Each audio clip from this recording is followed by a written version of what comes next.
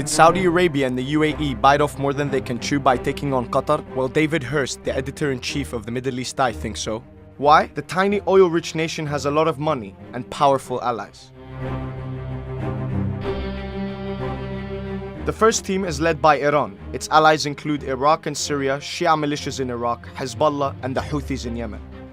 The second is led by Gulf monarchies, Saudi Arabia, the United Arab Emirates, and Bahrain, as well as Jordan and Egypt. The third bloc is led by Turkey, Qatar, and the Muslim Brotherhood. The Iranian-backed civil war in Syria brought the Saudi and Turkish blocs together. But the Qatari conflict has done the complete opposite by creating a potential common cause amongst Iran and Turkey. The Saudi bloc's short-sighted sanctions on Qatar include major miscalculations. First, they bought the Trump narrative. But when you purchase a Trump product, you buy a lot more.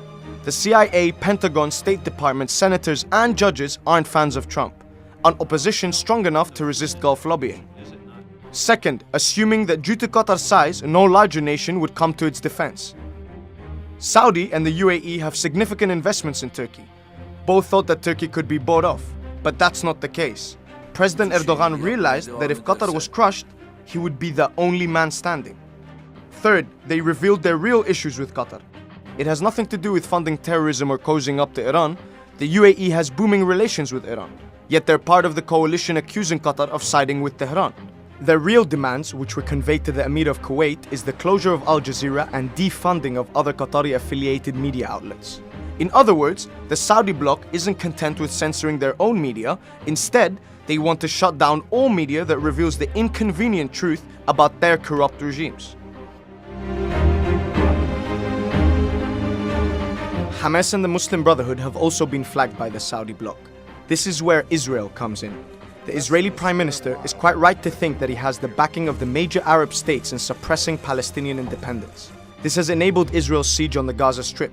But do the Saudi bloc have the same backing for the blockade on Qatar? Yes, but Qatar is not Gaza.